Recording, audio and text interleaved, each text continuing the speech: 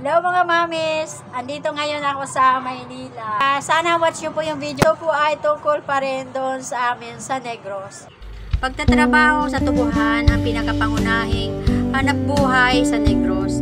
Sana makita at madama ng gobyerno ang kanilang kahalagahan at ang kanilang ambag sa pag-unlad ng bansa.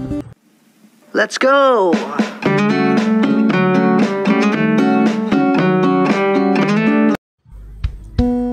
After 40 years, this is now Negros Occidental, my hometown. Ito yung school ko ng elementary. Salamat at lumaki na, nag-improve na, maganda na. Nung ako yung umuwi sa Negros, talagang napakalaki ng pag-unlad. Simentado na yung mga kalsada, ang lalaki niya ng mga bus terminals, ang lalawak ng mga tubuhan, yung mga taniman, improve yung mga kagamitan, mayroon ng elektrisidad, malalaki na yung mga truck na kinakargahan ng tubo.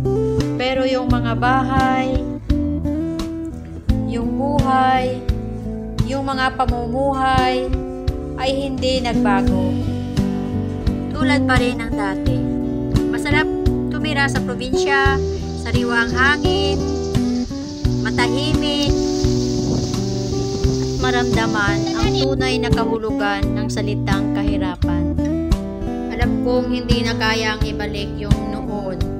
Napakamura ng bilihin, talagang simpleng buhay, walang mayayaman, halos lahat mahirap, pantay-pantay ang buhay.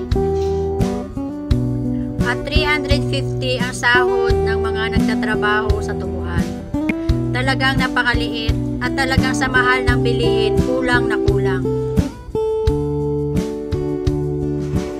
Brand yung subong ng Kapangilamon sa tubuhan. Di pala sweldo nyo to.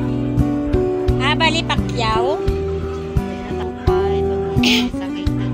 2.5 hektarya. Barato. Makita nyo naman, mahal na Pangulo, yung mga naghihirap talaga ay nasa mga bukid. Yung mga trabahador na kung saan siya yung malaking ambag kung paano ang Pilipinas umunlad. Sana sila naman po ang bigyan natin ng pansin. Kunting dagdag lang naman po para sila naman makapagpaayos ng mga bahay. Sana marinig ang kanilang mga dasal at makarating sa gobyerno at sila ay matulungan para madagdagan man lang ang kanilang mga sweldo. Maraming salamat po sa mga nanood. Sana po pakisubscribe po. Ang pipiliin, panalo ka na mati, pwede mo pa kong alipin. Ikaw lamang ang laging nasa panaginip ko.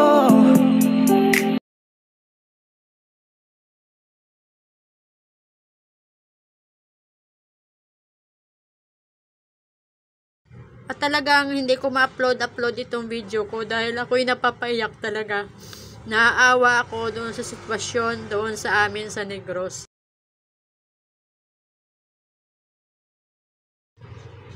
Sana, ito na po huling salitang sana dahil po napagbigyan na rin ng gobyerno ang mga sakada dito sa amin sa Negros. Maraming salamat po sa nanood sa aking video. And please don't forget to subscribe. Thank you po.